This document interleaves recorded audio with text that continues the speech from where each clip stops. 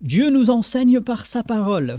Il peut utiliser les circonstances pour nous enseigner. Il peut utiliser des personnes qu'il met sur notre chemin pour nous enseigner, mais c'est principalement sa parole qu'il utilise pour nous enseigner. Et aujourd'hui, je vous invite à ouvrir votre Bible, non pas dans Esdras, mais dans Néhémie.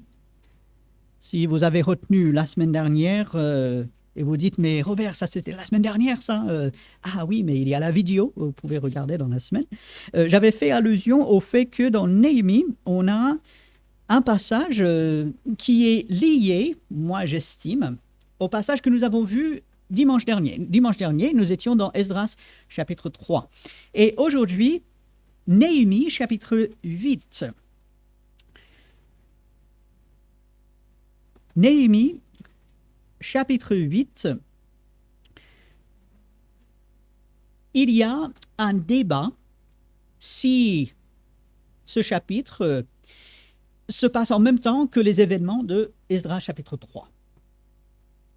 Lorsqu'on fait les calculs, lorsqu'on voit certains des personnages qui sont cités et tout, eh bien, on peut penser que c'est Néhémie chapitre 8, c'est après, que là, Néhémie, celui qui a écrit et rassemblé le livre qui porte son nom, il semble être présent, à moins que ce soit un autre Néhémie. Et d'autres disent, ah non, en fait, Néhémie nous apporte certains détails en plus de ce que nous avons dans Esdras chapitre 3. Et donc, on parle de la même période dans les deux. Il y a des arguments pour et contre. Ici, nous avons la parole de Dieu. Et que ce soit à l'époque vraiment d'Esdras chapitre 3 ou que ce soit un peu plus tard, ce qui va retenir notre attention, c'est ce qui se passe dans Néhémie chapitre 8. Je veux tout simplement dire qu'il y a un débat. Si vous voulez en savoir plus, on peut en discuter par la suite. Vous pouvez même faire vos propres recherches si vous le souhaitez. Mais il est évident que les événements, les passages sont liés. Si vous êtes avec moi dans Néhémie chapitre 8, alors, verset 1, tout le peuple s'assembla comme un seul homme.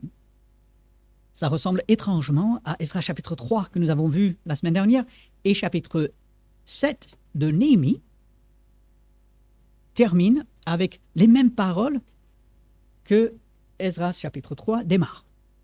Je sais que je viens de donner pas mal de détails, des renvois, des passages, mais on voit ici le peuple, alors qu'il est le 7e mois, et le 7e mois approche, tout le peuple va se rassembler d'un seul cœur. Ils sont unis, comme nous avons vu la semaine dernière, ils sont ensemble. Ici, ils vont se rassembler sur la place qui est devant la porte des eaux, une des entrées principales, là où il y avait de la place, parce qu'on ne parle pas de 10, 15 ou 20 personnes, on parle quand même d'une foule assez nombreuse. Et le verset 1 continue. Ils dirent à Esdras, le scribe, d'apporter le livre de la loi de Moïse prescrite par l'Éternel à Israël. Le thème de ce chapitre 8, on va le voir, c'est la parole de Dieu. C'est l'attachement, c'est la découverte de la parole de Dieu. C'est vraiment quelque chose d'extraordinaire. Nous devons constamment être émerveillés de la parole de Dieu. Nous devons constamment avoir soif de la parole de Dieu. Nous avons nos passions différentes qui sont très bien. Dieu nous permet de jouir de certaines choses. Mais lorsqu'il concerne la parole de Dieu, est-ce que c'est simplement un devoir? Est-ce que c'est une cage à cocher? Est-ce que c'est tout simplement « Ah, on m'a dit qu'il faut le faire et tout » Ou est-ce que nous avons l'attitude que nous voyons dans ce passage? C'est vraiment extraordinaire. Ce verset 1, tout d'abord, le peuple demande la lecture de la parole. Ce n'est pas les chefs religieux qui vont dire on va rassembler le peuple et là, vous allez vous installer et vous allez écouter, nous allons vous lire la parole. C'est le peuple qui dit Maintenant, Esdras, nous voulons entendre la parole. Il y a cette soif de la part de la foule.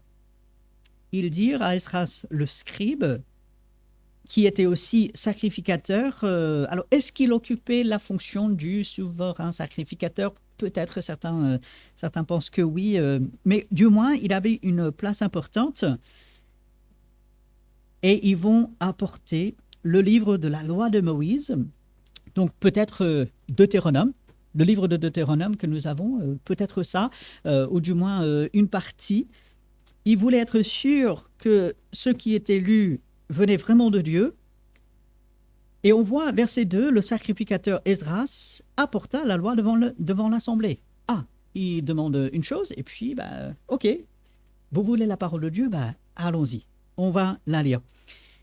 Et cette assemblée, regardez, si vous connaissez le passage, ceci ne vous étonne pas, cette assemblée composée d'hommes et de femmes. Les femmes doivent connaître la Bible aussi bien que les hommes. Les dames, je vous encourage à connaître la parole de Dieu mieux que les hommes. Rien n'empêche. Au contraire, Dieu a utilisé les femmes dans la Bible, il a utilisé les femmes à travers l'histoire. Ce n'est pas parce qu'une femme ne peut pas être pasteur qu'elle ne doit pas étudier, lire, méditer sur la parole et grandir dans sa connaissance et dans l'application de la parole. Cette assemblée composée d'hommes et de femmes. Ce matin, notre assemblée est composée d'hommes et de femmes. C'est formidable. Amen. Ce n'est pas réservé aux hommes, ce n'est pas réservé à ceux d'un certain âge, ni jeunes ni moins jeunes. Hommes et femmes. Et de tous ceux qui étaient capables de l'entendre. Ah, là, ça n'exclut personne. Parce que qui peut entendre? Vous allez dire, mais les sourds, on en fait quoi? On cherche des solutions. Mais là, c'était vraiment tout le monde. C'est vraiment quelque chose de formidable. Alors, à la fin de verset 2, c'était le premier jour du 7e mois. Le 7e mois, comme on a parlé la semaine dernière, était un grand mois dans le calendrier juif. Il y avait plusieurs grandes fêtes, des célébrations. Et la première de ces célébrations, c'était la fête des tabernacles, dont on va parler ici. On en a parlé la semaine dernière, on va en reparler ici. Et ce premier jour du mois, eh bien, ils disent, c'est le moment, on va maintenant plonger dans les Écritures, dans la parole de Dieu. Et le verset 3 est quand même assez intéressant. Esdras lut dans le livre depuis le matin jusqu'au milieu du jour. Depuis qu'il fait à peu près jour, le soleil se lève un peu, jusqu'à midi à peu près. Certains estiment que c'était environ 6 heures. Waouh! Alors, ce n'était pas une lecture continue, comme on va le voir dans le passage. Il lisait un peu, ensuite ça a été expliqué, on va en parler. Ensuite, il lisait, donc ce n'était pas simplement une lecture, mais quand même 6 heures. Et on comprend, ils ne sont pas dans un bâtiment, ils sont à l'extérieur, ils sont là sur une sorte de grande place. Alors, est-ce que certains avaient apporté leurs chaises? Peut-être. Alors, est-ce qu'il y a certains qui ont apporté leur tapis? Est-ce qu'il y avait peut-être des enfants par terre qui jouaient? Mais ici, pendant toute la matinée, plusieurs heures, admettons que ce ne soit pas tout à fait 6 heures, mais pendant plusieurs heures, ce n'était pas 30 minutes, hein. Ce n'était pas 45 minutes, c'était plusieurs heures. Ils sont focalisés uniquement sur la parole de Dieu. Ils écoutent et puis ils cherchent des explications. Et cette lecture se fait en présence des hommes et des femmes et de ceux qui étaient capables de l'entendre. Donc, tout le monde est là. C'était avant l'époque des micros.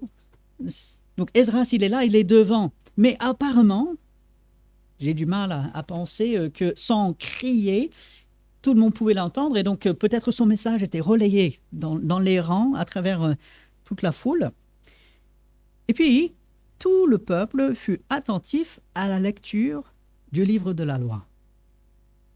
Ah, on était attentif. La parole de Dieu est lue. Ce n'est pas comme un journal. Ce n'est pas comme un livre quelconque. C'est la parole de Dieu. Lorsque la Bible est ouverte, par exemple, le dimanche matin, lorsque moi, Luc, lorsqu'il préside, quelqu'un d'autre qui lit la parole, quelle est notre attitude? Ah, c'est la parole de Dieu. Est-ce que j'y prête attention? Est-ce que je cherche à comprendre ce que cela veut dire? Et est-ce que je demande à Dieu, mais Dieu, qu'est-ce que tu veux changer en moi? Qu'est-ce que tu veux me montrer? Tout le peuple fut attentif à la lecture du livre de la loi.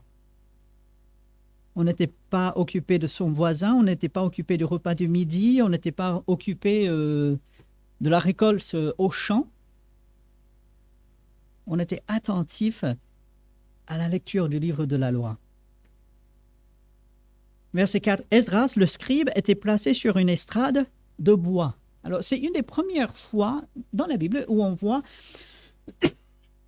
quelqu'un qui lit la parole en hauteur devant tout le peuple.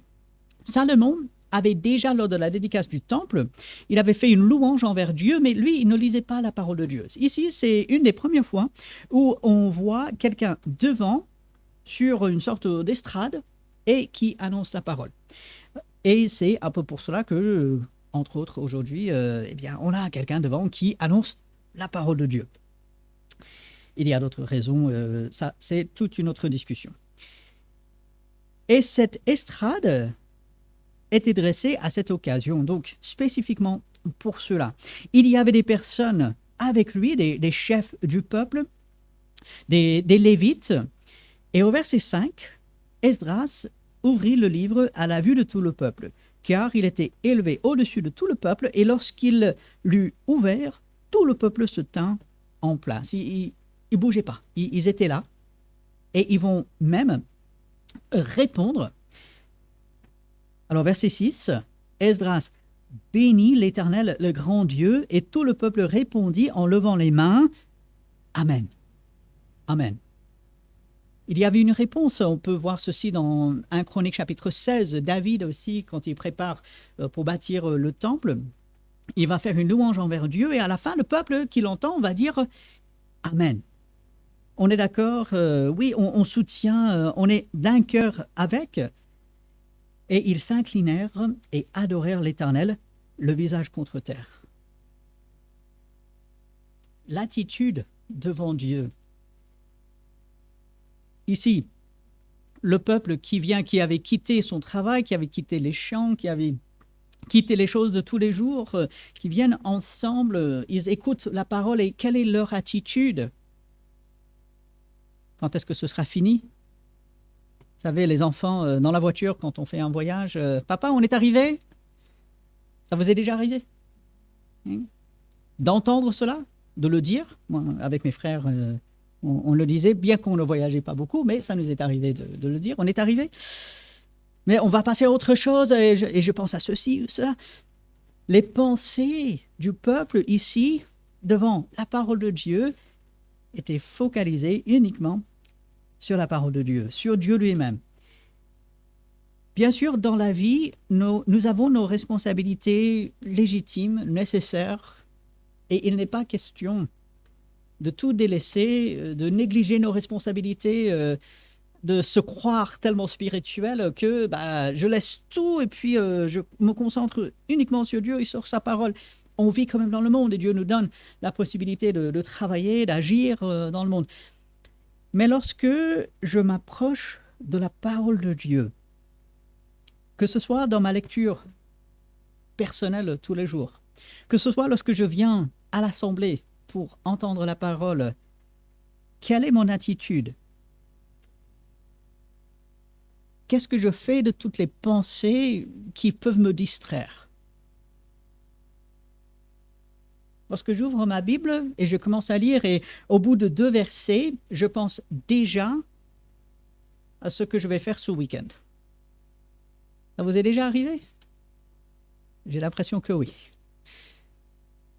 Et là, au bout de 2 versets, et puis on se reprend et on dit, mais qu'est-ce que je viens de lire là? Ben, je reviens et je relis.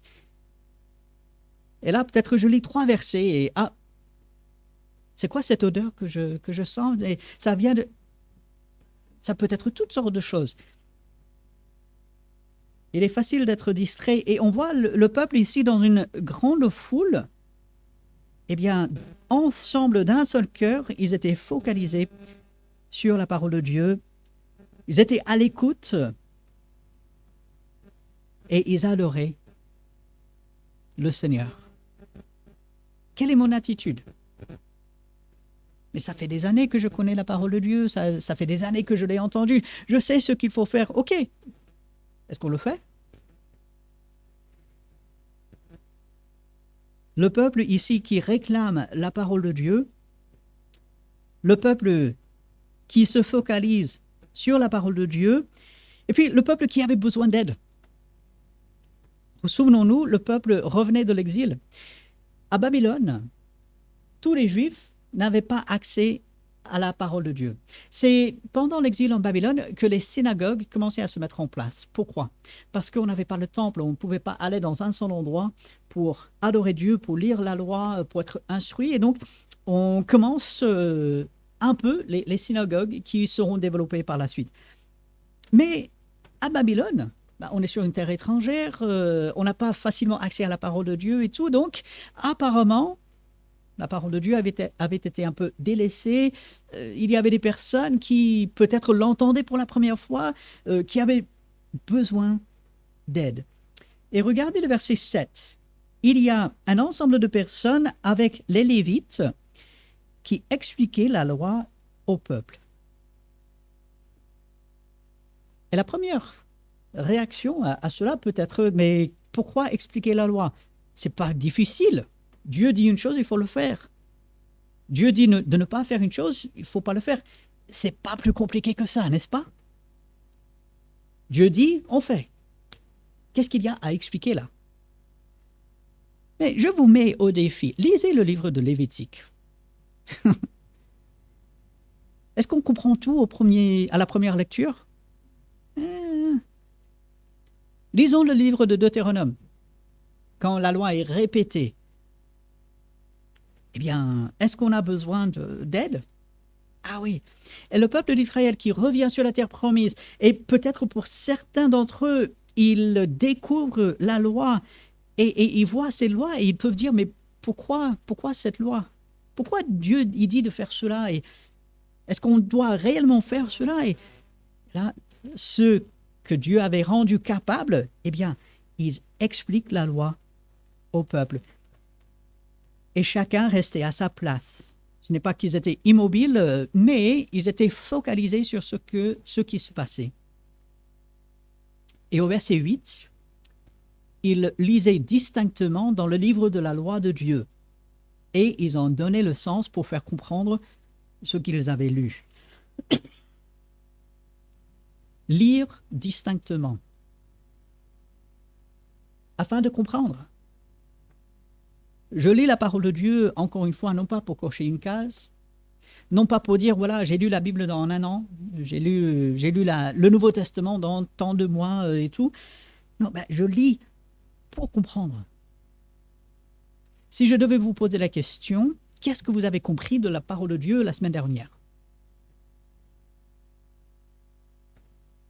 Qu'est-ce que vous avez lu? Qu'est-ce que vous avez compris de la parole de Dieu la semaine dernière? Ici, le peuple, cette grande foule, bénéficiait de l'explication de la parole de Dieu pour comprendre. Les Lévites ne manifestaient pas simplement leurs études, tout le temps qu'eux, ils avaient passé, mais ils voulaient faire comprendre. Et au verset 9, Néhémie, le gouverneur, Esdras, le sacrificateur, le scribe, les Lévites qui enseignaient le peuple, dirent à tout le peuple, ce jour est consacré à l'Éternel votre Dieu. Ne soyez pas dans la désolation et dans les larmes, car tout le peuple pleurait en entendant les paroles de la loi. Ce que nous voyons dans ces versets et les versets qui suivent, c'est la totalité de ce que Dieu il a pour nous.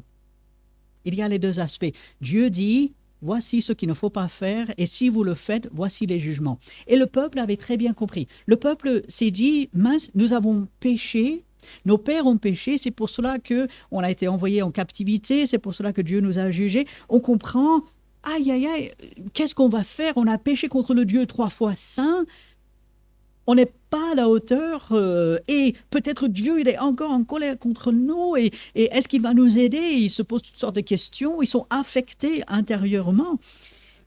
Et ça, parfois, il le faut. Lorsqu'on vient à la parole de Dieu et que la parole nous montre ce qu'il faut faire ou ce qu'il ne faut pas faire, il ne faut jamais être indifférent. Il ne faut jamais dire « Ah, ça c'est pour les autres, ah, ça c'est pour ceci ou cela. » Non, en fait, c'est pour moi. Il faut être affecté lorsqu'on arrive devant la parole de Dieu. Ah, Dieu, qu'est-ce que tu veux changer en moi? Mais en même temps, et c'est là où on voit la beauté de ceci, Dieu, il apporte la réponse. Il ne nous laisse pas dans la désolation, dans la tristesse. Lorsque Dieu humilie, c'est pour relever. Si on n'est jamais venu à la parole de Dieu et on a dit « Ah mince, j'ai manqué là. Ah mince, j'ai péché », d'aller vers Dieu, de confesser cela, et Dieu relèvera. Tout le peuple, ici, fin de verset 9, pleure en entendant les paroles de la loi. Ils disent, mais qu'est-ce qu'on va faire? Quels sont les sentiments de Dieu envers nous? Est-ce que Dieu, il nous en veut et tout? Et c'est bien de se remettre en question. Mais verset 10, regardez. Ces chefs religieux leur dirent, allez, et ça, vous pouvez mettre dans votre cuisine. Allez, mangez des viandes grasses et buvez ce qui est doux. Moi, j'aime bien entendre ça. Hein? Allez, mangez un bon repas. Réjouissez-vous de toutes les bénédictions que Dieu donne. Mangez des viandes grasses, buvez ce qui est doux. Envoyez des portions à ceux qui n'ont rien de préparé, car ce jour est consacré à notre Seigneur. Ne vous affligez pas, car la joie de l'Éternel sera votre force. Bien sûr, lorsque Dieu indique clairement qu'il y a quelque chose à confesser, qu'il y a quelque chose à remettre en règle, il faut le faire. Mais ne nous privons pas de la joie, de la réjouissance et de toutes les bonnes choses que Dieu nous donne. Il y a un temps pour pleurer, oui. Et puis il y a un temps pour pleurer avec ceux qui pleurent. Il y a aussi un temps pour se réjouir. On est devant la parole de Dieu qui n'est pas simplement un livre de condamnation.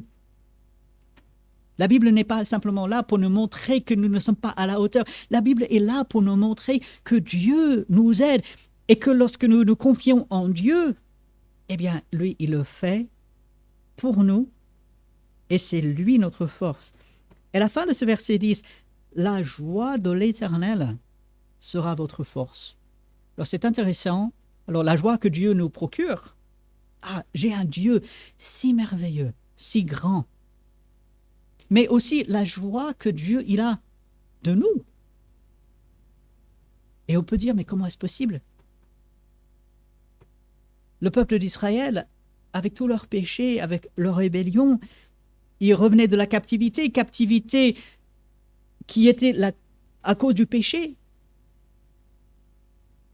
Mais Dieu, il se réjouit de nous. Mais oui, on est son peuple par Jésus-Christ. On est ses enfants par Jésus-Christ. Et lorsqu'on comprend que Dieu se réjouit de nous, la force que cela nous donne. La force pour affronter des difficultés, la force pour faire ce qui lui plaît, la force pour annoncer sa parole, la force pour vivre chaque jour. La joie de l'Éternel. Déjà la joie qu'il nous donne, gloire à Dieu, et la joie qu'il a pour nous. Verset 11, les Lévites calmaient tout le peuple en disant « Taisez-vous, car ce jour est saint, il est séparé, ne vous affligez pas. » Oui, il y a un moment pour s'affliger, pour se remettre en question devant Dieu, pour demander pardon lorsqu'il le faut, mais il y a un moment aussi pour louer, remercier Dieu, l'exalter. Verset 12, tout le peuple s'en alla pour manger et boire, pour envoyer des portions et pour se livrer à de grandes réjouissances. Et pourquoi? Ah, qu'est-ce que j'aime bien la fin de ce verset. Car ils avaient compris les paroles qu'on leur avait expliquées. Ah, oui, la joie de l'Éternel est notre force, mais la réjouissance que nous avons dans sa parole. Ah, ben, Dieu m'a donné de comprendre. J'ai lu et là, j'ai compris. Et en fait, on va voir comment ça se déroule dans les versets suivants. Parce que là, on n'est qu'au premier jour. La fête des tabernacles, c'était pendant une semaine. Pas juste un jour, pendant quelques heures, toute une semaine. On peut penser comme une retraite nationale. Une fête nationale, personne ne travaillait, on était dans la joie, on mettait l'accent sur la parole de Dieu. Et donc ici, on n'est qu'au tout début, premier jour. Verset 13, deuxième jour, les chefs de famille de tout le peuple, les sacrificateurs et les Lévites s'assemblèrent auprès d'Esdras, le scribe, pour entendre l'explication des paroles de la loi. Ils avaient le désir de comprendre.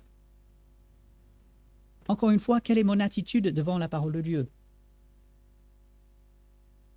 N'importe quel passage que je lis, est-ce que je lis pour comprendre? Et au verset 14, ils trouvèrent écrit dans la loi que l'Éternel avait prescrite par Moïse que les enfants d'Israël devaient habiter sous des tentes pendant la fête du 7e mois, la fête des tabernacles. Ils découvrent, ou plutôt ils redécouvrent. Si je vous posais la question, c'est quand la dernière fois que vous avez découvert quelque chose dans la parole de Dieu? C'est quand la dernière fois que la parole de Dieu vous a étonné? Ah, oui, ben, il y a ça. Moi, je me souviens, ça fait pas si longtemps que cela, peut-être il y a un an. Il y a eu des choses depuis, mais quelque chose qui m'a vraiment frappé, une découverte dans la parole de Dieu, c'est de comprendre que Bathsheba était la petite fille d'un haut conseiller de David.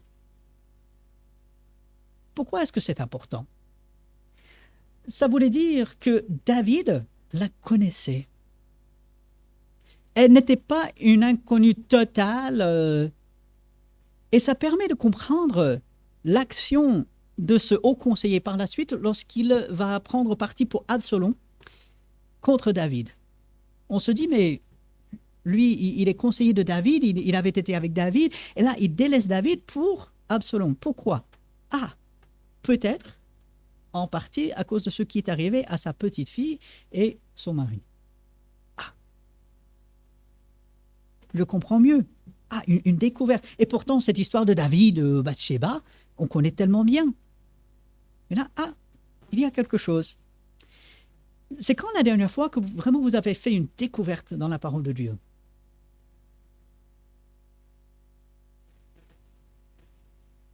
Je vous pose la question. Ne répondez pas là tout de suite, mais dans votre esprit. Bien sûr, nous connaissons la Bible très bien. Nous la lisons.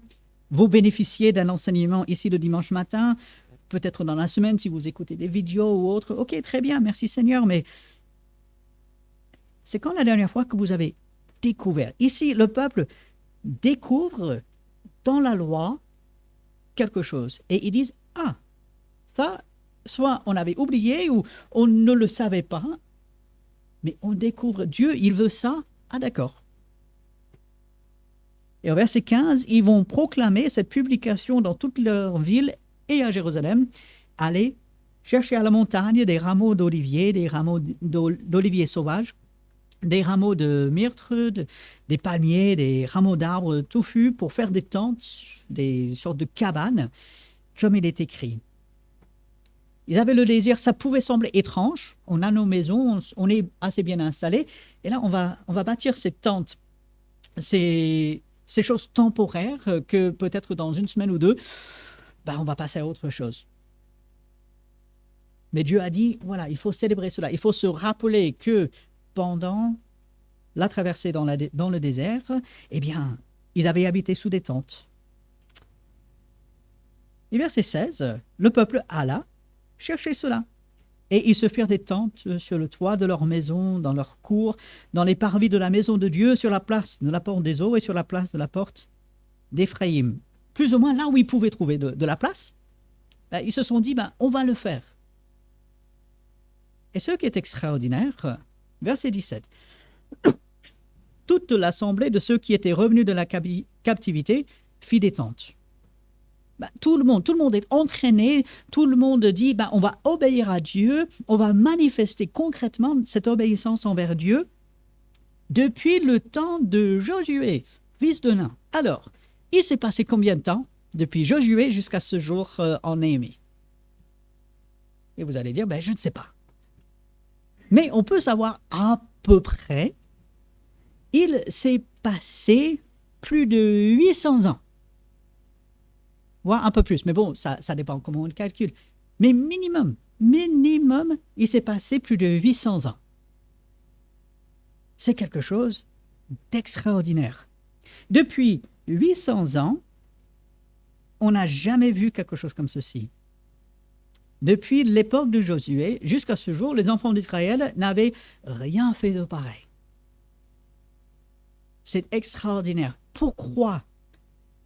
Parce qu'ils avaient découvert dans la loi, et cette découverte est venue à travers une compréhension, parce qu'il y avait des personnes qui expliquaient de manière compréhensible, et que le peuple était prêt à écouter, et que le peuple a dit oui, Dieu le dit, on veut le faire, et on le fait tous ensemble d'un seul cœur, et on le fait à la gloire de Dieu. Et à la fin de verset 17, il y eut de très grandes réjouissances. La joie de l'Éternel sera votre force. Très grande réjouissance, l'émotion qui est là, gloire à Dieu. Verset 18, on lut dans le livre de la loi de Dieu chaque jour, depuis le premier jour jusqu'au dernier, pendant une semaine. On célébra la fête pendant 7 jours, et il y eut une assemblée solennelle le 8e jour, comme cela est ordonné. Ceci est extraordinaire. Un tel désir de suivre la parole de Dieu. Pourtant, il y avait les ennemis autour. Il y avait des personnes qui devaient les regarder en disant vous faites quoi là? Mais pourquoi ça? Et ça est étrange. On n'a pas l'habitude de faire comme ça. Et non, mais ça sert à rien.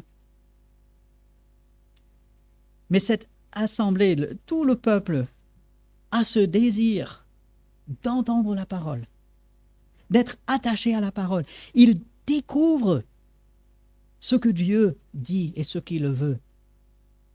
Et ça apporte la joie, ça entraîne tout le monde. Peut-être il y avait des gens hésitants. Est-ce que c'est vraiment ce qu'il faut? Mais là, ils sont entraînés. Gloire à Dieu. Parce que ça vient de Dieu. Pour nous aujourd'hui, quelle est notre attitude devant la parole de Dieu?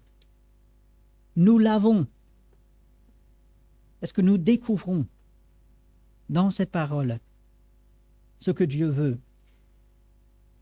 Je vous encourage à lire des passages peut-être qu'on ne lit pas trop souvent. C'est quand la dernière fois que vous avez lu le livre de Sophonie? On le lit peut-être une fois dans l'année lorsque ça vient dans la lecture biblique. Et Sophonie, il dit quoi? Qu'est-ce qu'on peut retenir pour nous aujourd'hui? Qu'est-ce qu'on découvre dans Sophonie? Ce serait intéressant d'étudier. Qu'est-ce que Dieu nous montre? Exode, chapitre 20, c'est les 10 commandements. Mais qu'est-ce que je peux découvrir là? Quelle est mon attitude devant la parole de Dieu lorsque je la lis tout seul? Lorsque je la lis en communauté, lorsque je l'entends? Est-ce que moi, j'explique clairement la parole, et je ne parle pas simplement de moi en tant que pasteur, en tant que celui qui prêche, mais est-ce que moi, j'explique clairement la Bible? Peut-être parfois, on est un peu trop imprécis. J'aime bien rappeler ces versets qu'on a tendance à un peu mal citer. Dieu n'est pas un Dieu de désordre, mais un Dieu de paix, non pas d'ordre. Okay? Il y a ce verset dans Genèse, que l'Éternel veille sur toi lorsque nous nous serons séparés. Au début, ça semble comme un bon sentiment et tout, mais en fait, c'est un jugement que Laban est en train d'appeler sur Jacob. Attention, gare à toi, Dieu, il veille sur toi, hein, tiens-toi bien. C'est ça le sens du verset. Est-ce que moi, j'explique bien la parole de Dieu ou est-ce que je prends juste des parties de versets peut-être pas toujours bien citées. Le peuple ici est à la recherche de la parole de Dieu et est prêt à entendre, à comprendre et à mettre en pratique. Et tout cela dans le contexte d'opposition. Ça, on va le voir, on va retourner dans Esdras chapitre 3, Dieu voulant, la semaine prochaine, face à l'opposition interne, externe, face à toutes sortes d'obstacles, face à un manque de désir de faire ce que Dieu veut. Mais au moins ici, au début, eh bien, ils ont ce désir. Et puis, face à une tâche immense, dans Esdras 3, ils venaient tout simplement de poser les fondements de l'autel. Ils étaient vraiment au tout début. Il fallait encore reconstruire les murailles, il fallait encore reconstruire le temple. C'était quelque chose d'énorme. Qu'est-ce qu'il leur fallait? Il leur fallait l'aide de Dieu. Et où est-ce qu'on cherche l'aide de Dieu? C'est dans sa parole. Et vous allez peut-être dire, mais oui, c'est tellement évident. Ouais, et nous, aujourd'hui, notre force, c'est quoi? C'est la parole de Dieu. Où est-ce que je trouve ce dont j'ai besoin? C'est dans la parole de Dieu. Quelle que soit la situation, personnelle, financière, professionnelle, spirituelle, tout, je vais vers la parole de Dieu. Jésus, il a bien dit, l'homme ne vivra pas de pain seulement. Il lui faut du pain. Et gloire à Dieu pour le bon pain que nous avons en France. Il faut du pain, il faut à manger. Mais en fait, ça, Dieu, il s'en occupe. Les animaux ne se soucient pas de ce qu'ils vont manger. Dieu prend soin d'eux. Combien plus nous? Je cherche premièrement le royaume de Dieu et sa justice, et ça, je découvre dans la parole. Dieu, qu'est-ce que toi, tu veux m'enseigner?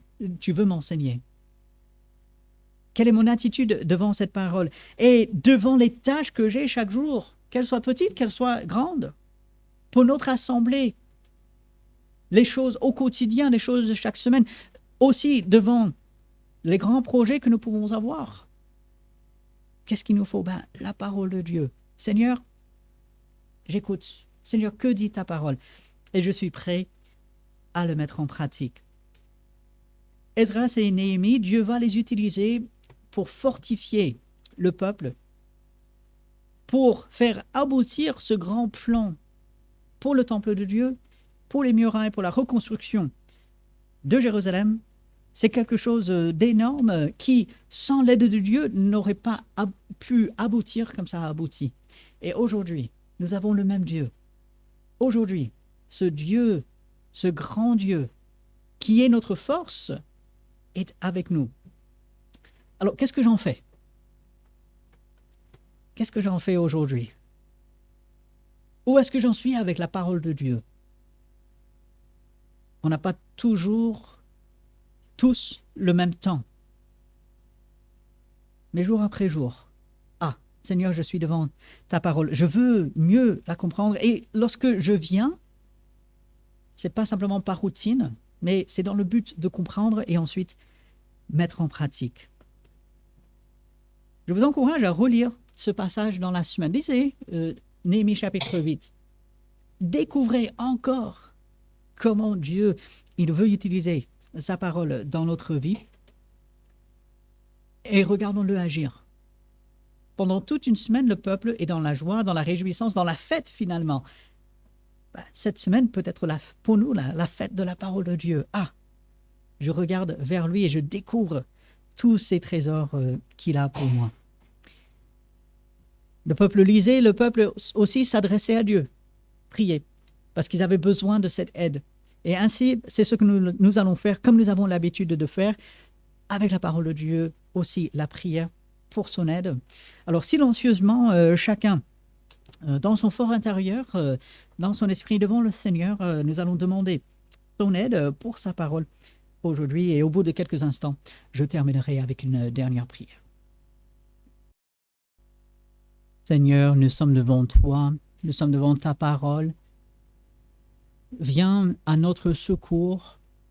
Donne-nous de comprendre de mieux en mieux cette parole que tu nous as donnée. Éclaire-nous, fortifie-nous par cette parole, Seigneur.